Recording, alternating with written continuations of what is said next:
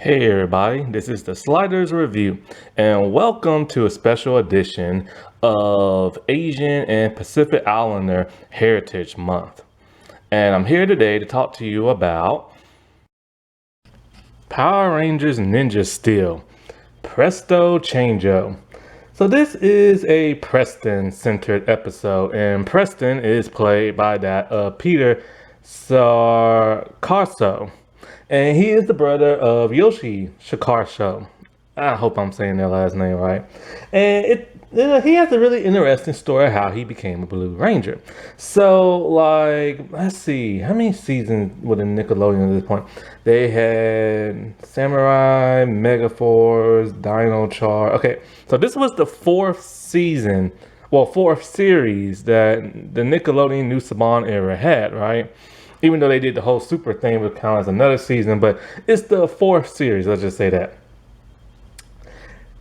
And Peter has been auditioning, I think, ever since Samurai. And he was never able to land the role of Power Ranger. But then his brother got the role of Koda in Dino Charge. And so, during this time, there was a tradition of the older Power Rangers, they appear with the newer cast and everything to introduce them in and stuff like that.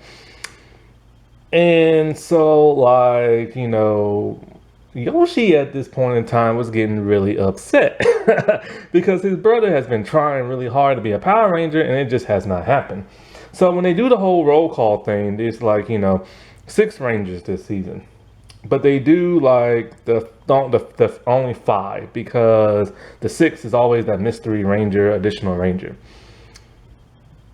And he started not hearing his brother's name be called. And so he started getting kind of irritated. And then so I think he asked somebody like, did you see my brother? And they're all like, no. And then he's all like, well, is Elise the Blue Ranger Asian? Because that's the last one to be called. And I think the person said no. So he started getting pissed. He's like, all right, so you mean to tell me not only is the Blue Ranger not my brother, but he also ain't Asian? He started getting pissed. So when he walked out there, he was all mad, but he had to put on like a smile anyway. And there it happened. He saw his brother donning the blue uniform. And it was a big emotional moment. They hugged, and a lot of people didn't understand why. But now people do and stuff. And so, that was like a really cool moment. They played the biggest prank on him. But it was a huge emotional moment. Now, when it comes to that of Ninja Steel, this is a season that disappoints the crap out of me. It is one of my least favorite seasons. Not my entirely least favorite, but it's extremely disappointing. They had everything going for them. A ninja theme, cool costumes, really good special effects, a likable cast, but they dropped the football on this, man. They dropped it big time when it came to this season. The humor was out of control. They barely acted like ninjas. A lot of things in the story just absolutely made no sense. And then one of the things that offended a lot of people, especially me, is that like, okay, this is another martial arts Asian inspired Power Rangers season, and the Red Ranger is not Asian. Not only that, but that makes matters worse is that the guy playing his father looks white. And they state in every episode his father is the greatest ninja to ever live. I'm just kind of like, really? This dude who's white is the greatest ninja to ever live in a Power Ranger season? Like, you gotta be kidding me. Like, what kind of insult to injury is that, man? And like, because like, the dude who plays his father looks white, but he might be something else. He might be mixed, but for the most part, he just looks white. And then his sons don't even look white. One of his sons like Indian and stuff, and the other one, I have no idea what he is. It's just like, that never made no sense to me. And then it was just, the writing was on like everywhere, man. Like this season made no sense.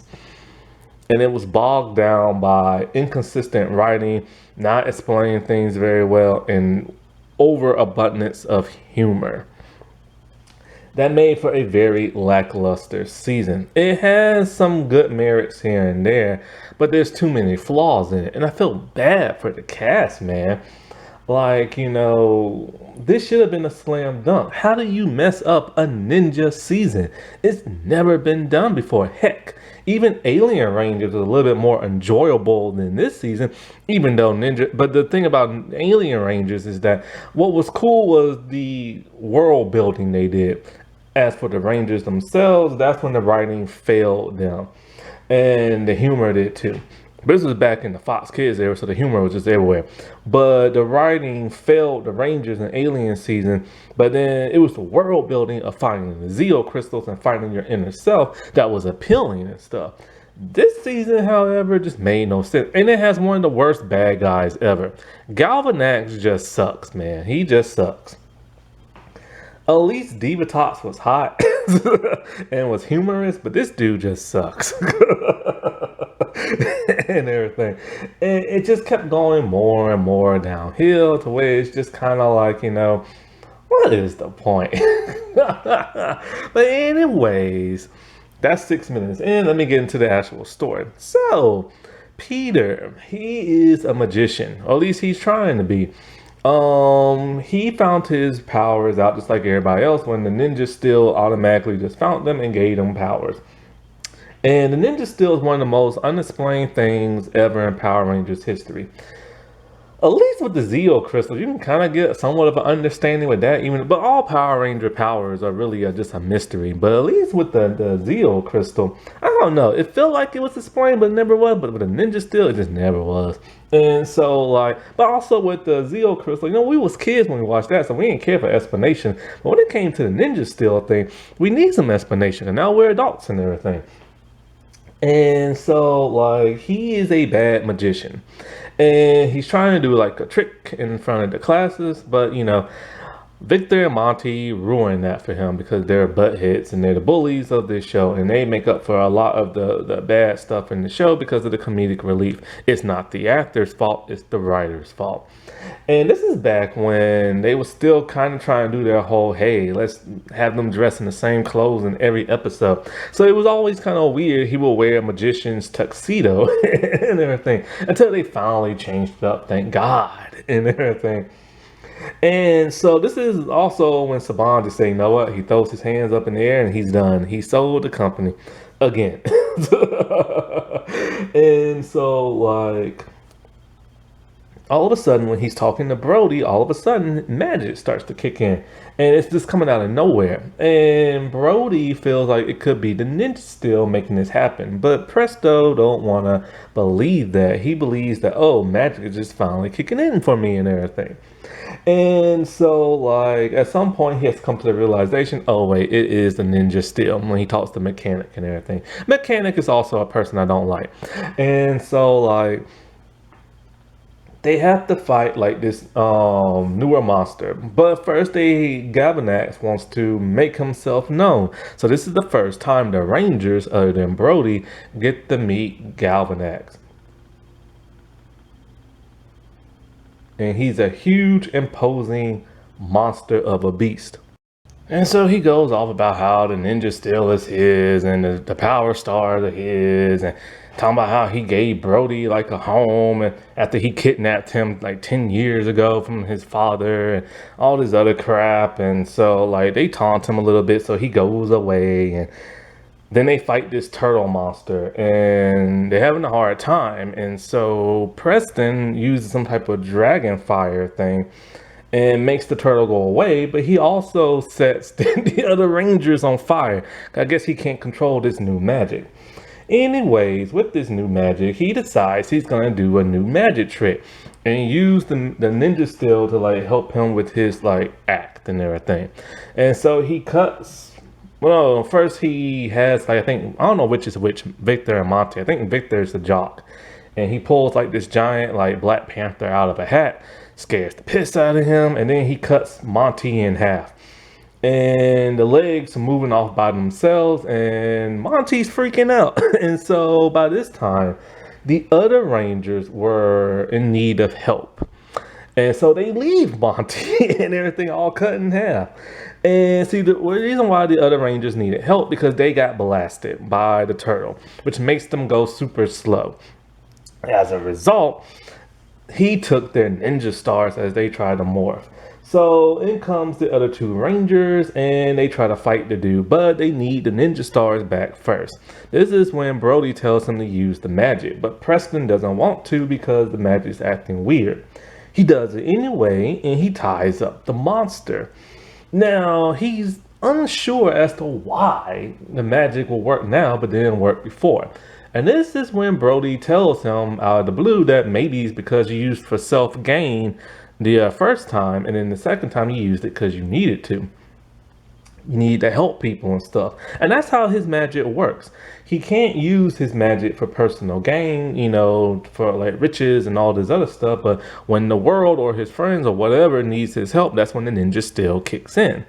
And I felt like this is something Mechanic should have told him instead of Brody, or this is something he should have figured out on his own, you know? And he wasn't even smart enough to figure it out on his own. He needed Brody's help. And after Brody told him, he still didn't quite understand. So I hate when the writing is like that. But anyway, they get the ninja stars back and they give them to the Rangers and then they take off. Now this was kind of stupid because the Rangers can't move. If somebody would have seen them with the ninja stars, that would expose them. And not to mention, Galvanax could sit down another monster and steal the ninja stars again. But anyways, they fight the monster. And they combine their forces.